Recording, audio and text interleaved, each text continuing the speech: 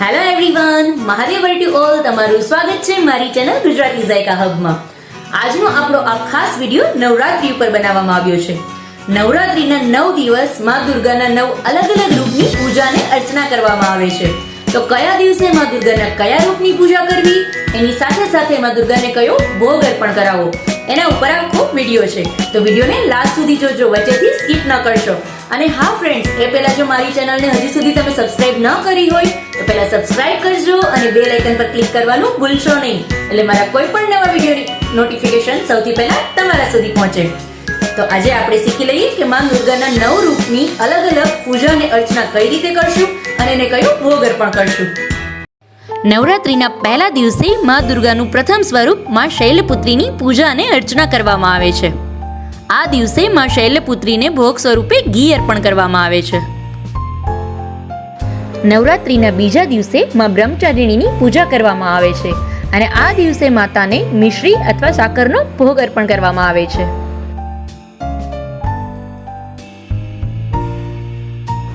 ત્રીજા દિવસે માં ચંદ્રઘંટાની પૂજા અને અર્ચના કરવામાં આવે છે.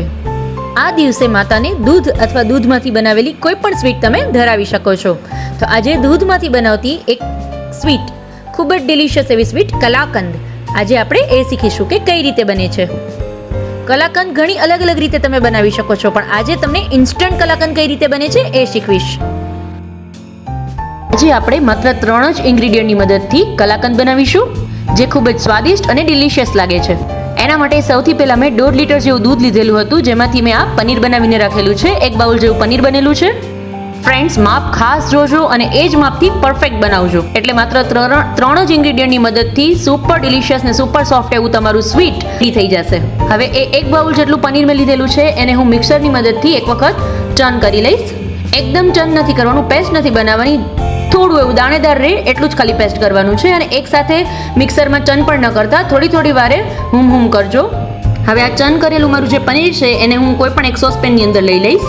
તમે જોઈ શકો છો મેં કેવી કન્સિસ્ટન્સીમાં એને ચર્ન કરેલું છે. બસ આટલી જ કન્સિસ્ટન્સીમાં તમારે એને ચર્ન કરવાનું છે. હવે સોસપેનમાં પનીરને એડ કરી દઈશ અને ફ્લેમ ધીમો રાખી અને એને એકદમ સરસ મિક્સ કરી લઈશ. પહેલાં જો ફ્રેન્ડ્સ, કેટલું સરસ સોફ્ટ પનીર બનેલું છે, ઘરે જ બનાવેલું છે. તમારે પણ જો ઘરે જ ફ્રેશ પનીરનો ઉપયોગ કરીને આ સ્વીટ બનાવવું હોય તો ફ્રેશ પનીર ઘરે ઝડપથી કઈ રીતે બને છે, વિડીયોની લિંક ડિસ્ક્રિપ્શનમાં આપેલી છે, ત્યાં જઈ એક વખત એ વિડીયો ચેક કરજો અને એ જ રીતે ઘરે સોફ્ટ પનીર બનાવજો. ફ્રેશ પનીરનો જ યુઝ કરજો સ્વીટમાં, એટલે લાંબો ટાઈમ સુધી તમે આ સ્વીટને સ્ટોર કરી શકો છો અને ખાવામાં પણ ઓફકોર્સ હેલ્ધી જ રહેશે, સુપર હેલ્ધી.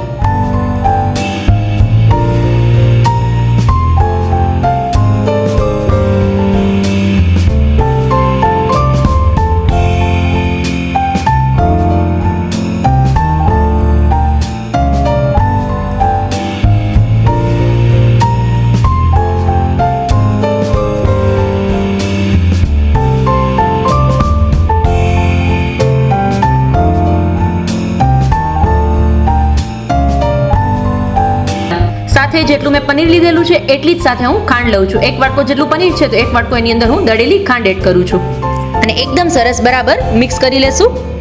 ખાંડનું પાણી થશે એટલે થોડું લિક્વિડ ફોર્મ આવી જશે, પણ એકદમ સરસ એને તમારે હલાવતા રહેવાનું. ગેસનો ફ્લેમ છે એ તમારે સ્લો રાખવાનો.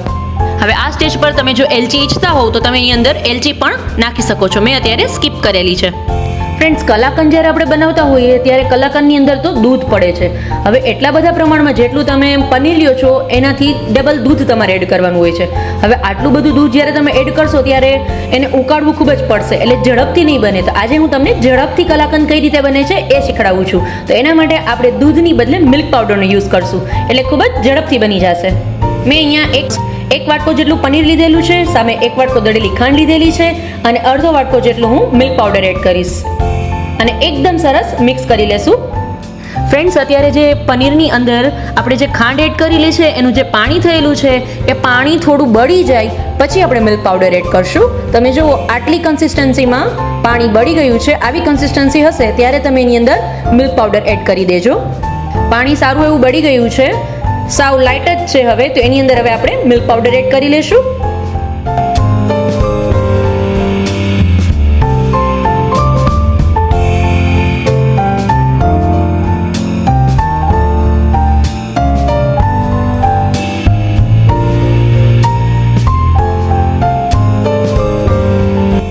મિલ્ક પાવડર એડ કરી દીધા પછી એને સાવ લો ફ્લેમ પર સતત 3 થી 4 મિનિટ સુધી એકદમ સરસ મિક્સ કરી લેવાનું, હલાવતું રહેવાનું. એ બરફીની કન્સિસ્ટન્સીમાં આવી જાય ત્યાં સુધી એને એકદમ સરસ મિક્સ કરી લેવાનું.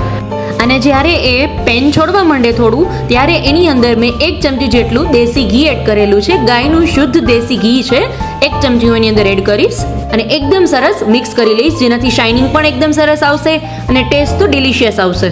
તમે જોઈ શકો છો કેટલું સરસ એકદમ મિક્સ થઈ ગયું છે આપણું કલાકંદ જે છે. હવે એના માટે સાઈડ પર એક પ્લેટની અંદર હું પહેલાં એને ગ્રીસ કરી લઈશ, થોડું દેશી ઘી લગાવીશ પ્લેટ ઉપર. તમારી પાસે બટર પેપર પર તમે લગાવી શકો છો. અત્યારે હું ડાયરેક્ટ ઘી લગાવું છું બિકોઝ એનો ટેસ્ટ છે એ સુપર ડિલિશિયસ આવે છે. એટલે હું પ્લેટની અંદર થોડું ઘી લગાવીશ અને ગ્રીસ કરી લઈશ. હવે આપણું જે રેડી કરેલું મિક્સચર છે એને હું પ્લેટની અંદર એડ કરીશ અને ફાઇનલી એકદમ સરસ હું સ્પ્રેડ કરી લઈશ. તમે હાથમાં પણ ઘી લગાવીને એને હાથેથી પણ સ્પ્રેડ કરી શકો છો અને કોઈ પણ તવીથા અથવા ચમચાની મદદથી પણ એને એકદમ સરસ લીસું સ્પ્રેડ કરી લેવાનું. એની અંદર ડેકોરેશન માટે તમે ઉપરથી થોડું ડ્રાયફ્રૂટ સ્પ્રિંકલ કરી શકો છો. તો રેડી છે તમારું સુપર ડિલિશિયસ, સુપર સ્વીટ અને સુપર હેલ્ધી એવું હોમમેડ કલાકંદ. નવરાત્રિના ચોથા દિવસે માં કુષ્માંડાની પૂજા અને અર્ચના કરવામાં આવે છે. આ દિવસે માતાને માલપુઆનો ભોગ અર્પણ કરવામાં આવે છે. તો ચાલો આજે આપણે ફટાફટ શીખી લઈએ કે ખૂબ જ ઝડપથી તમે ઘરે સ્વાદિષ્ટ માલપુઆ કઈ રીતે બનાવી શકો છો. એના માટે મેં અત્યારે અહીંયા 2 કપ જેટલું દૂધ લીધેલું છે. દૂધ ગરમ થાય એટલે એની અંદર હું મિલ્ક પાવડર, 2 કપ દૂધ છે તો એમાં સામે 1 કપ જેટલો મિલ્ક પાવડર લઈશ. એને ઓલરેડી દૂધમાં મેં મેલ્ટ કરીને રાખેલો છે, જેને હું એક પેસ્ટ બનાવી લીધેલી છે, એને એડ કરીશ. આમાં ફ્રેન્ડ્સ દૂધની અંદર તમે મિલ્ક પાવડરની બદલે માવો પણ, સ્વીટ માવો જે આવે છે એ પણ એડ કરી શકો છો અથવા કન્ડેન્સ મિલ્કનો પણ યુઝ કરી શકો છો. અત્યારે મેં અહીંયા મિલ્ક પાવડરનો યુઝ કરેલો છે. અને એક બોઇલ આવી જાય, થોડું ઘટ્ટ થાય એટલે એને ગેસનો ફ્લેમ બંધ કરી અને એને નીચે ઉતારી અને થોડું રૂમ ટેમ્પરેચર પર આવવા દઈશું. અને હવે આપણે માલપુઆ બનાવવા માટેનું બેટર રેડી કરી લેશું. તો એના માટે મેં અત્યારે અહીંયા 1 બાઉલ જેટલો મેંદાનો લોટ લીધેલો છે. તમે મેંદાની બદલે ઘઉંનો લોટ અથવા તો કોઈ પણ મલ્ટીગ્રેન લોટ પણ લઈ શકો છો. મેં અત્યારે અહીંયા 1 કપ જેટલો મેંદાનો લોટ લીધેલો છે અને સાથે સાથે અડધા કપ જેટલો રવો એડ કરવાનો છે. જ્યારે તમે 1 કપ મેંદાનું માપ રાખો છો તો ત્યારે સાથે અડધા કપ જેટલો રવો એડ કરવાનો.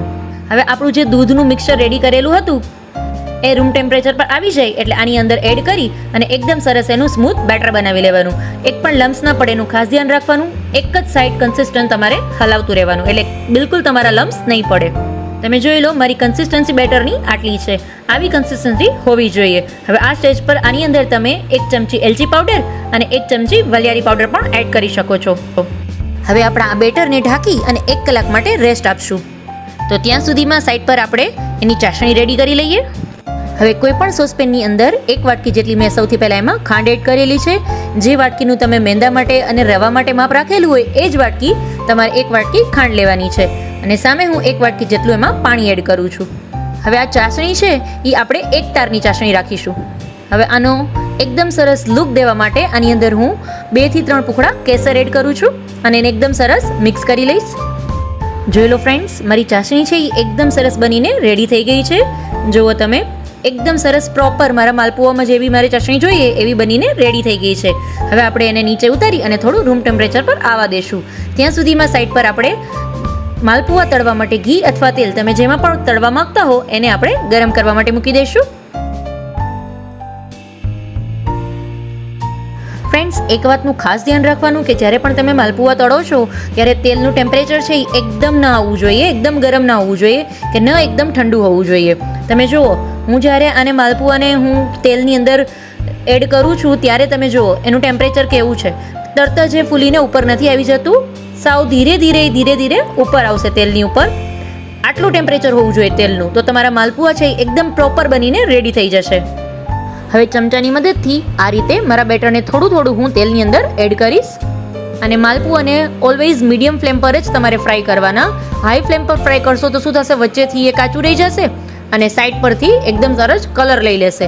એટલે એના માટે ઓલવેઝ મીડિયમ ફ્લેમ પર એને ફ્રાય કરવાના, એટલે એકદમ સરસ ફ્રાય થઈ અને રેડી થઈ જશે.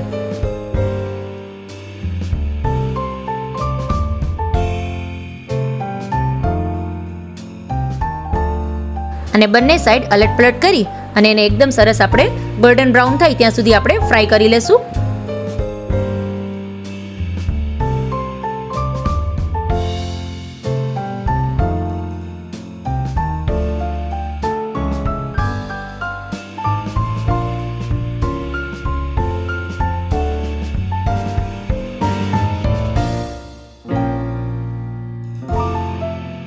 હવે આપણે જે ચાસણી પહેલેથી રેડી કરીને રાખેલી છે એની અંદર આપણા એક એક માલપુઆ આ રીતે એડ કરતા જશું અને એને એકદમ સરસ ઉપર નીચે બધી સાઈડથી ચાસણીમાં એકદમ સરસ ડીપ થઈ જાય એ રીતે એને રાખશું.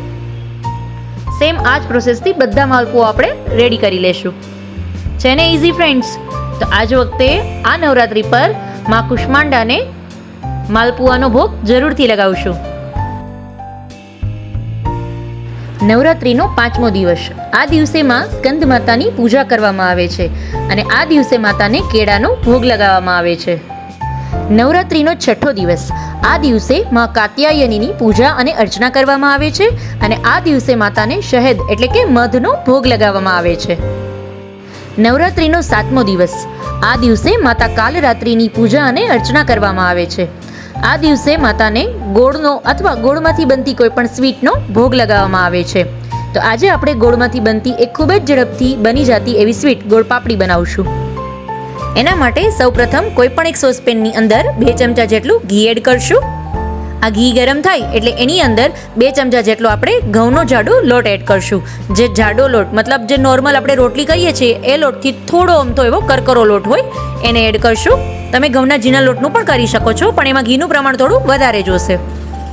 હવે આ લોટને એકદમ સરસ આપણે ઘીની અંદર પહેલાં મિક્સ કરી લેશું અને આ લોટને આપણે ઘીની અંદર જ્યાં સુધી એ બ્રાઉન ન થાય ત્યાં સુધી એને એકદમ સરસ આપણે શેકીશું.